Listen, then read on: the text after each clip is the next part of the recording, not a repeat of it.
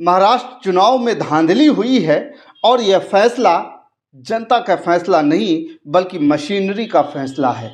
विपक्ष लगातार अपनी बात पर अड़ा हुआ है और सबूतों के साथ अपनी बात रख रहा है। इसी तरह हरियाणा की तरह ही महाराष्ट्र के नतीजे को लेकर के भी विपक्ष चुनाव आयोग से शिकायत की थी। विपक्ष की तरफ से जो आंकड़े इस बार चुनाव आयोग के सामने रखे गए हैं उसके बाद से चुनाव आयोग बुरी तरह से घिर गया है और अब लिपापोती करने की कोशिश कर रहा है। जानकारों का दावा है कि विपक्ष की चिट्ठी के बाद चुनाव आयोग बैकफुट पर आ गया है। तो आखिर क्यों हो रहा है ऐसे दावे, क्यों बैकफुट पर आ गया है चुनाव आयोग, क्यों दिया गया है कांग्रेस प्रतिनिधि मंडल को मिलने का समय, इस पर आज हम चर्चा करेंगे। दोस्तों नमस्कार, मैं हूं पवन चंचल और आप देखना शुरू कर चुके हैं जन जोश न्यूज़। देखिए, अगर आप इसे फेसबुक पे देख रहे हैं तो फॉलो कीजिए और यूट्यूब पे देख रहे हैं तो सब्सक्राइब कीजिए। महाराष्ट्र विधानसभा चुनाव के नतीजे शुरुआत से ही सवालों में हैं।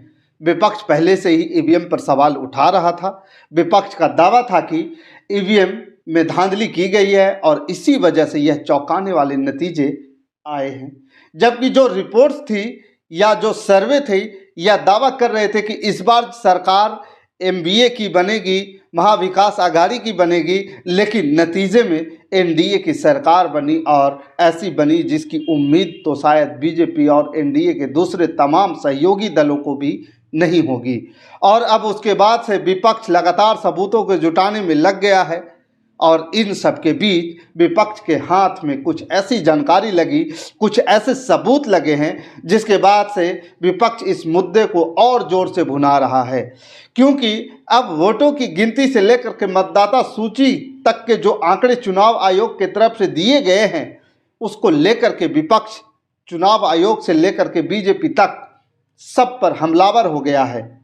और जिस तरह से विपक्ष इस मुद्दे को उठा रहा है उसी के बाद से तो ही पूरा चुनाव आयोग जो है सवाल के घेरों में घिर गया है और जो चुनाव हुए हैं उन पर भी सवाल खड़े हो गए हैं। यानी विपक्ष के हाथ एक बड़ा सबूत लगा तो विपक्ष ने बिना देरी किए चुनाव आयोग को एक चिट्ठी लिख डाली। अब उस चिट्ठी पर ही चुनाव आयोग ने जवाब दिया है। आयोग ने कांग्रेस की शिकायतों को देखते हुए कांग्रेस के प्रतिनिधि मंडल को मुलाकात के लिए बुलावा भेजा है और इस मुलाकात में मतदान के आंकड़े और मसौदा मतदाता सूची में विसंगतियों यानी कि कमियां की जो शिकायतें पर चर्चा करने की बात कही है। मुद्दे की गंभीरता को देखते हुए चर्चा के लिए चुनाव आयोग ने 3 दिसंबर को कांग्रेस प्रतिनिधि मंडल को अपने कार्यालय बुलाया है और अब इसी को लेकर कहा जा रहा है कि चुनाव आयोग ने भी बड़ी गड़बड़ी की आशंका को स्वीकार कर लिया है। यही वजह है कि कांग्रेस को मिलने का चुनाव आयोग ने समय दिया है। यानी कि चुनाव आयोग भी समझ रहा है कि कांग्रेस के हाथ एक बड़ा मुद्दा लग गया है और अगर चुनाव आयोग ने कांग्रेस की बात नहीं सुनी, उस पर संज्ञान नहीं लिया, मुद्दे को गंभीरता से नहीं लिया तो इस बार विपक्ष सुप्रीम कोर्ट का दरवाजा खटखटा सकता है। यानी कि चुनाव में धांधली का मामला एक बार फिर से सुप्रीम कोर्ट के दरवाजे तक पहुंच जाएगा और कोर्ट कहीं अगर जांच के आदेश दे दिया, अगर कोर्ट ने जांच के आदेश दे दिया तो सारी की सारी पट्टी और पोल जो है खुल जाएगी, जिससे चुनाव आयोग भी डरा हुआ है और बीजेपी डरी हुई है। और यही वजह है कि एक तरफ तो चुनाव आयोग ने कांग्रेस के सभी आरोपों को खारिज कर दिया है तो वहीं दूसरी तरफ कांग्रेस प्रतिनिधि मंडल को मिलने के समय भी दिया है। और यही नहीं, जिस तेजी से चुनाव आयोग का कांग्रेस की चिट्ठी का जवाब आया है उसे देखकर भी जानकारों का दावा है कि कहीं ना कहीं चुनाव आयोग समझ रहा है कि वो बुरी तरह से फंस गया। तो आयोग की तरफ से अब जो जवाब भेजा गया है कांग्रेस को, उसमें उसने कहा है कि वोटिंग प्रतिशत में जो अंतर की बात है उसको लेकर के उसने सफाई दी है। उसमें कहा है कि इस संबंध में पहले भी कई बार आयोग स्थिति स्पष्ट कर चुका है और इसके आगे अपने जवाब में चुनाव आयोग ने कहा कि इन सब के बाद भी अगर कुछ और शिकायतें और जानकारी है तो चुनाव आयोग को उनको विस्तार से भेजें। कांग्रेस प्रतिनिधि मंडल चुनाव आयोग में आ सकता है और बैठक में अपनी बात रख सकता है। जबकि हरियाणा चुनाव के दौरान जब कांग्रेस ने चुनाव में धांधली की बात शिकायत चुनाव आयोग से की थी तब चुनाव आयोग का रवैया बिल्कुल ऐसा नहीं था। यानी बिल्कुल अलग था, लेकिन इस बार चुनाव आयोग का जो रवैया बता रहा है कि विपक्ष के पास जो सबूत हैं उससे आयोग बुरी तरह से घिर सकता है और इसलिए आयोग कांग्रेस के साथ बैठक करके मामले को सुलझाने की कोशिश करना चाहता है। दरअसल इंडिया गठबंधन की तरफ से मतदाता सूची, मतदान प्रतिशत से लेकर के काउंटिंग तक को लेकर चुनाव आयोग से शिकायत की गई है। इसके अलावा शिवसेना यूवीटी ने भी दावा किया है कि चुनाव आयोग ने पूरे वोट गिने ही नहीं हैं और परिणाम घोषित कर दिए। तो अब यह सब तो जान लिया, यह भी जान लेते हैं कि चुनाव आयोग पर क्या आरोप लगाए थे, कांग्रेस ने चिट्ठी में क्या कुछ लिखा था।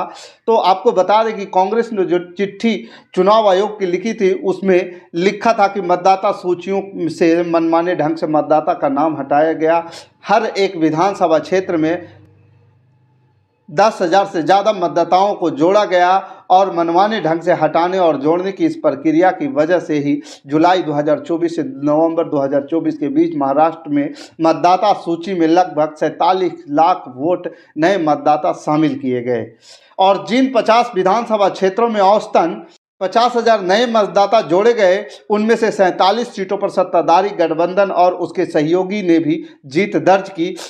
इसी तरह चुनाव आयोग की तरफ से जो आंकड़े जारी किए गए वो संदिग्ध हैं। 21 नवंबर 2024 को शाम 5 बजे तक महाराष्ट्र में मतदान प्रतिशत बढ़कर 65.2% हो गया। इसके अलावा जो अंतिम रिपोर्ट आई तो उसमें जो है 66.5% मतदान दर्ज किया गया, जो मतगणना शुरू होने से कई घंटे पहले घोषित हुआ।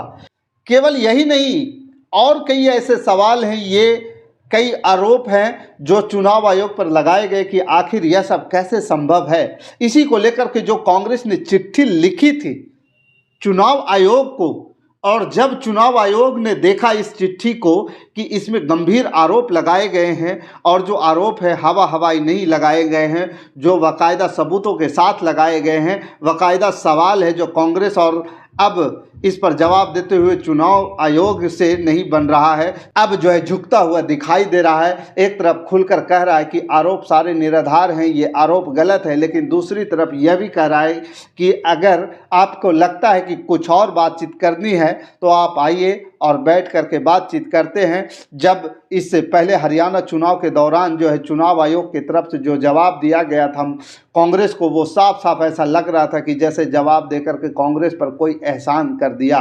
चुनाव आयोग ने यहाँ तक कि कांग्रेस की तरफ से तो यह भी कहा गया था, ऐसा लग रहा था कि जो जवाब आया है ये बीजेपी के दफ्तर में बैठकर लिखा गया है। तो ऐसे में जो चुनाव आयोग है का जो बदला हुआ रवैया है यह बता रहा है कि चुनाव आयोग बुरी तरह से घिर गया है और गिरा हुआ है। वहीं इसके अलावा जो कांग्रेस ने चिट्ठी लिखी अलावा कई और मुद्दे भी हैं जिन्हें विपक्ष जोर शोर से उठा रहा है और विपक्ष जिस तरह से घेराबंदी कर रहा है, चुनाव आयोग बैकफुट पर है, क्योंकि इन सब के बीच में एनसीपी प्रमुख शरद पवार का भी बड़ा बयान सामने आया है। शरद पवार ने कहा था कि ईवीएम में वोट जोड़े जाने के कुछ नेताओं के दावे में सच्चाई है, ईवीएम में वोटों में कुछ अंतर है, लेकिन अभी मेरे पास उसका कोई सबूत नहीं है। कुछ लोगों ने दोबारा गिनती की मांग की है और इस मामले में जो संभव होगा किया जाएगा। शरद पवार ने दावा किया था कि पूरे चुनाव तंत्र को नियंत्रित करने के लिए सत्ता और धन का दुरुपयोग किया गया। उन्होंने कहा था कि किसी भी राज्य के विधानसभा चुनाव में ऐसा देखने को नहीं मिला जैसा कि महाराष्ट्र में हुआ। यानी शरद पवार ने साफ कर दिया कि इस मुद्दे पर विपक्ष शांत नहीं बैठे। और इसके साथ ही कांग्रेस अध्यक्ष मल्लिकार्जुन खड़गे ने भी इलेक्ट्रॉनिक वोटिंग मशीन यानी कि ईवीएम की विश्वसनीयता पर सवाल उठाते हुए मतपत्रों का उपयोग की मांग कर दी थी। उन्होंने बाकायदा कहा था कि जिस तरह से राहुल गांधी के नेतृत्व में भारत जोड़ो यात्रा निकाली गई थी, उसी तरह से सभी विपक्षी दल एकजुट होकर चुनाव आयोग के खिलाफ और ईवीएम के खिलाफ एक अभियान शुरू करेंगे, एक आंदोलन शुरुआत करेंगे और उसके बाद उसमें सिर्फ और सिर्फ एक चीज़ की मांग की जाएगी कि जो भी आप चुनाव हो बैलेट पेपर के थ्रू ही होनी चाहिए, ना कि ईवीएम के जरिए। यानी चुनाव आयोग हर तरफ से गिरता हुआ नज़र आ रहा है, घिर चुका है और यही वजह है कि सबूतों के साथ ईवीएम को लेकर के चुनाव आयोग को लेकर के एक चिट्ठी कांग्रेस के तरफ से चुनाव आयोग को भेजी गई थी।